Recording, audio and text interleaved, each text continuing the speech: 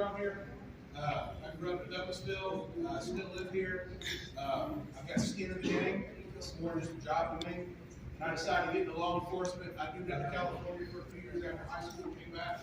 I applied one place. This was the place I wanted to work. To learn. Got hired on. I've been here I for came 20 to years now, learn. a little over 20 years.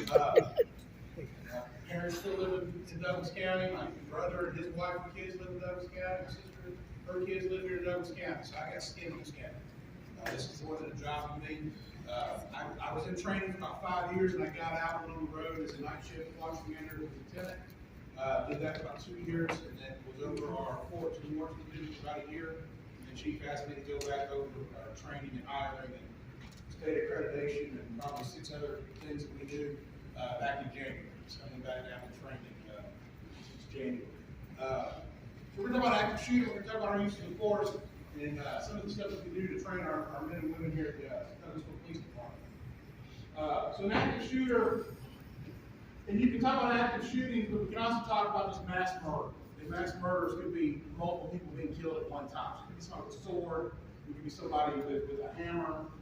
We hear about these things sometimes happening, somebody with a knife stabbing multiple people. But oftentimes it is a gun that we hear about with our active shooters. So it's an individual or even a couple of people, like we saw in Columbine High School back in Colorado back in the late 90s, that kind of got our attention when it came to active shooters. There was 2 out there doing it. So sometimes it's not just a person, it can be multiple people, but they're actively trying to kill folks that are either in a closed environment, and they have a hard way of getting out, maybe like a concert like we saw in Vegas, school, churches. We've seen them in malls, we've seen them in shopping centers. So that's where these active shooters can happen. They try to find a highly populated area where they can, there's usually no pattern to it. Sometimes you see them go into like a school or they go to a church and they're trying to kill the principal first and then shoot other people, or they're trying to kill the pastor and then shoot other people. But they usually are pretty non-discriminate about the selection of the victims. Some of the incidents in the U.S., there were 61 incidents of active shooters in 2021. This is a 52.5 increase over 2020. I wouldn't let that number scare you too much, just because 2020 we had all the lockdowns, people weren't out and about as much, schools were closed. So if you look at the increase over the number of years, I don't know. It has increased some, but I don't think it's quite like a 52% increase if you look at it over a span of years. In 2021, there were 243 casualties, 103 were killed, 140 people were wounded in active shooter incidents in the United States, according to the FBI.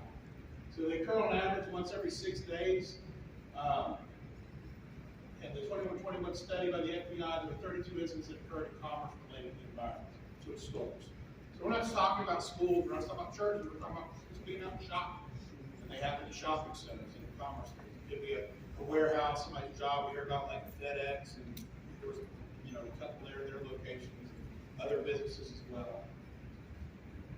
So we need to be prepared for these things when they happen. And Chief mentioned run, hide, fight. We're going to talk about that here in a minute. But we want to make sure that we all understand, first we understand how we perceive our environments and how we perceive things when they happen, right? So we want to try to have a plan before something happens. Know your abilities. Me personally, if there's an active shooter somewhere, even if I'm not working, I'm not running, I'm not hiding, I'm fighting. I'm trained to fight.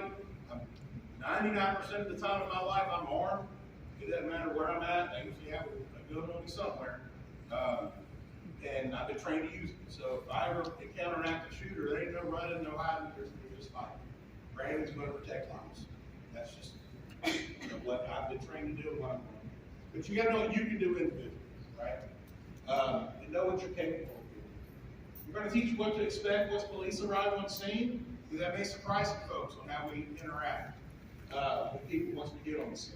And then we want you to understand what to do if you have family at an active shooter location.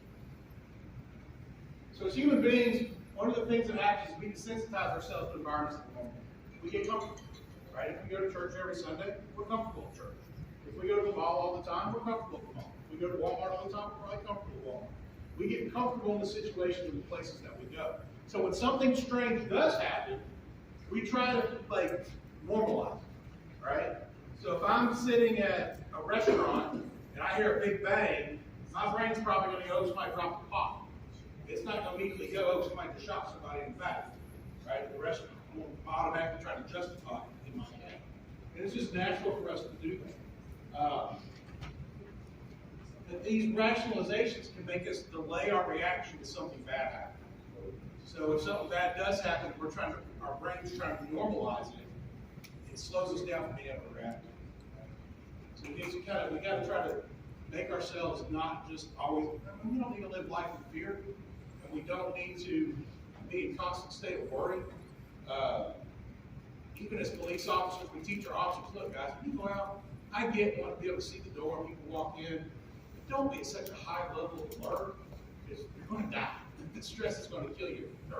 I mean, statistically, cops die like 10 years sooner than the average person because of the stress, and not just the stress of the job, but the stress we put on ourselves because of the job we do. We think about this, right? We got to learn to kind of, not over worry about things, but be practical about it. We don't be manic about it. We want to be practical.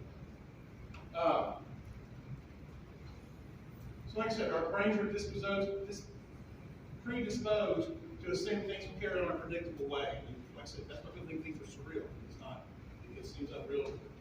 And then we also have a natural bias to follow the crowd. So there was someone told me a story. They were at a museum, and there was a tornado that came through. Somebody did actually work, and the upstairs was glass. The whole upstairs of this museum was glass. There's a tornado coming.